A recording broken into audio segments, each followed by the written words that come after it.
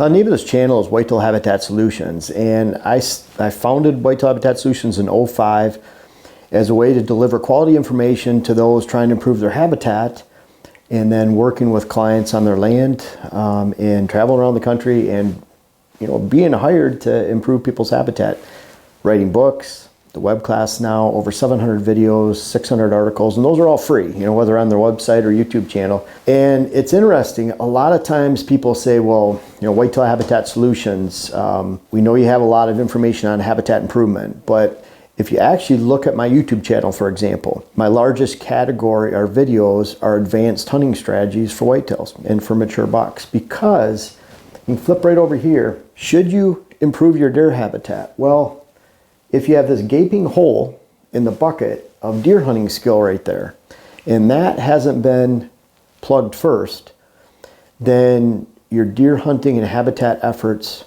and all the work you're putting into improvements on your land could be all for naught.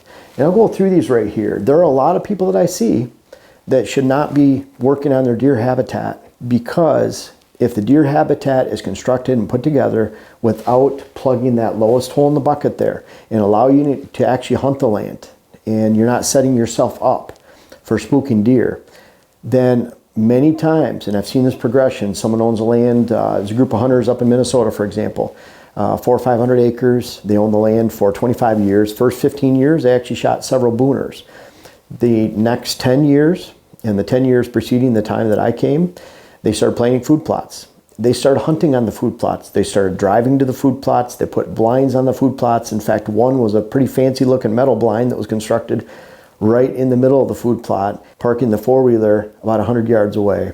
And their hunting went down the tubes during that 10-year period, because they couldn't manage the level of attraction that they created with the deer habitat improvements of food plots and other plantings that were on the parcel. In that case, I'm sure they could have wished they could have gone back to those first 15 years they owned the land, the great hunting they had, and in their case, and I've seen this many, many times over, the habitat improvements that are added actually do much more harm than good.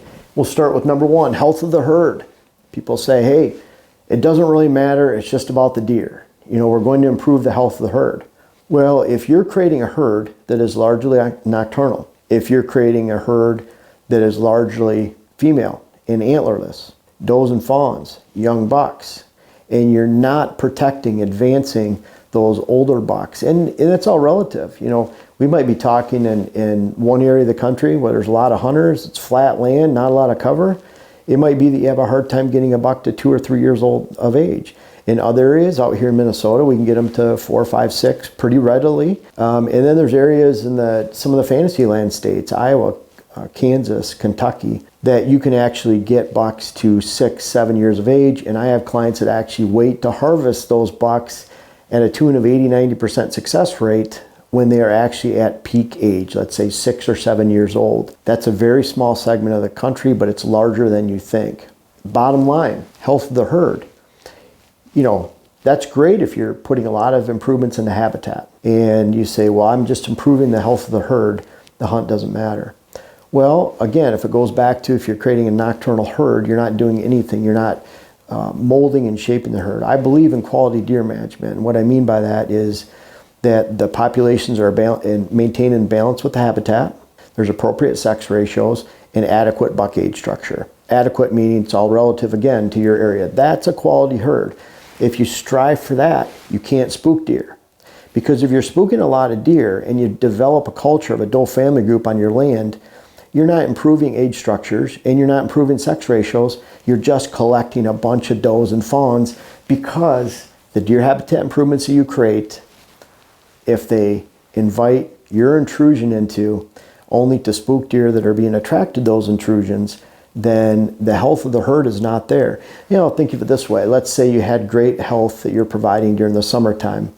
And let's say it's, in the north half of the country here, deer have all they want during the summertime. You're not going to improve the health of the herd. But let's say you added 5 more inches to that 150-inch buck because of your habitat improvements. Let's say you added 5 more pounds to that buck. Now he's going to field dress at 195 instead of 190. So you gave him, quote, great health during the summertime, only to see him go over to your neighbors and get shot during the fall, how healthy is that deer? You know, you didn't do really much of anything if you're not protecting that young buck that maybe you wanted to protect. And again, if you're not protecting bucks, that means you're attracting does, the more habitat improvement you have out there. So it's very hard to argue with that, well, I'm not having a great hunt, I'm not seeing a lot of bucks, I'm not protecting a lot of bucks, but I'm providing a lot of health to the local herd. And let's face it, everyone talks about, during the summer, the spring, the deer are growing, the antlers are growing, the fawns are growing, the mothers need nourishment. And, really, that's kind of a lot of hogwash because, again, your herd is not built during the summer. Your hunt's not built during the summer. That's not the leanest time of year. And think about it this way.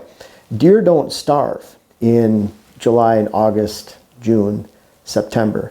They starve in December, January, February. Always think about even that in terms of habitat, the lowest hole in the bucket. You're going to improve your health of the herd if you actually create a quality herd that includes balanced buck age structure, sex ratios, and populations in balance with the habitat. And trust me, if you're not creating that quality herd and you're putting a lot of does and fawns in your property and you're creating a nocturnal herd, you're not really improving the health of the herd. And you can even make a case that high stress, large female populations are very stressful to mature bucks, or they're very stressful to doe herds. Allow your property to calm down, give it the appearance that it's not hunted, and again, plugging that lowest hole in the bucket right there of deer hunting skill is going to help you do that. Number two, you can say, well, this is loads of fun. You know, you're having a great time improving the habitat. Why'd you buy the land in the first place? You buy the land because you want to have a quality hunt. If someone told you, you know what, you can't hunt anymore, but you can work on habitat, and you have this huge giant land expense, would you still own land just to work on deer habitat? I mean, in that case, you might as well you can work on fishing ponds, you can work on pollinator blends, there's lots of things you can do to your habitat. But I hope you're a hunter at heart, and that boils back down to having a great hunt. And it might be that you want to go out with your family, you have lots of people on the property, and you're going to put a lot of bodies in tree stands, you're going to pressure the deer herd. You can still work on creating a core area where deer don't see you, hear you, smell you. Maybe the number of hunters dictates that you don't shoot a lot of bucks, that you don't shoot the big bucks that you want, but you still protect them and they're on your land. And that's the the main goal. The hunt matters, and I think it matters to you. So if it matters to you, again, it goes back to there are people that I've seen over and over again that have a great hunt. They start making habitat improvements. They work on it for 5 to 10 years. There's a diminishing return each year. They spend more, they do more, and they receive less. They're creating a big doe family group, and in the end, a terrible hunt. And that's where I usually come in. That's a progression that I see. I would say it happens with 95% of all landowners. That if you're not doing it correctly as far as watching your hunt and constructing those habitat improvements in a way that you can hunt in a way that doesn't attract your attention to the deer herd. Most of the time, habitat improvements are allowing deer to pattern hunters more than hunters patterning deer, and it needs to be flipped around. Wise investment. Your habitat improvements have to fit. They have to fit within the flow of the land. They have to say, if you're making this bedding area and this feeding area, how does that movement allow you to get in and hunt it? Can you get around your property without spooking out that movement? If you can't get around your property without spooking out the food plot you're inviting deer to or the bedding area, you need to get rid of one or both and make changes. Move them, move your access, but you can't make habitat improvements that actually set yourself up. And there's a lot of habitat improvements out there that are latest and greatest. I'll even talk about Mescanthus grass. I like Mescanthus grass under power lines where you need the height. But if you're making a half-mile screen and you only need to be 6 or 7 feet tall, then switchgrass will cost you $50. Mescanthus grass will cost you $3,000. So which one do you rather spend? One takes 5 or 6 days to plant, and many rhizomes over and over again, 12 to 18 inch spacing, or you can just plant switchgrass with a machine, take about a half hour to do it, spray a few times, and you're done. So investment of time, investment of money. When you're making deer habitat improvements, always look at the cost. Make sure it makes sense. You're not planting something just to plant something. Make sure it fits your land. The flow allows you able to hunt it. And bottom line is, if you have a quality herd, you have a quality hunt. If you have a quality hunt, you have a quality herd. You can't have one without the other. Are you making wise investments with deer habitat improvements that actually allow you to hunt your land, to get on and off your parcel without spooking deer, ultimately coming over here and plugging that lowest hole in the bucket? And finally, number 5, doing nothing. It truly might be better for you to do nothing than to go in and make a bunch of improvements that don't actually fit with your land, fit with your hunt, and actually create a nocturnal female large portion of the herd in your area. And really, in the end, you're not doing anything. In fact, a lot of those properties I see that people spend a lot of thousands of dollars on deer habitat, they're creating a giant herd of does and fawns and young bucks. And then even if there are mature bucks in the area, they're usually staying well away from that parcel because the local mature buck herd recognizes it as a high pressure hunting area. And in the end, going back to the Minnesota clients I had, obviously for that 10-year period, after the great 15 years they had, they probably should have not completed food plots, and they would have continued the great hunting that they had. And that's the number one problem with creating deer habitat improvements, is that you don't manage the hunt, you don't manage the attraction that you're creating, and in the end, you're setting yourself up for failure when it hunts, and you're creating a low-quality herd. And again, deer hunting skill, when it comes to deer management and providing a great hunt and a quality herd, is the lowest hole in the bucket. You can never overcome this right here. In fact, the more you try to plug these holes up here and the more dollars you put into habitat improvement and time, the worse this problem becomes right down here. And so you can never overcome not fitting these things together in your improvements. And so that's why I spend so much time. That's why I have the most videos in my advanced deer hunting or buck hunting strategies. That's why a lot of my videos have to do with the rut, the timing, and how to hunt nocturnal bucks.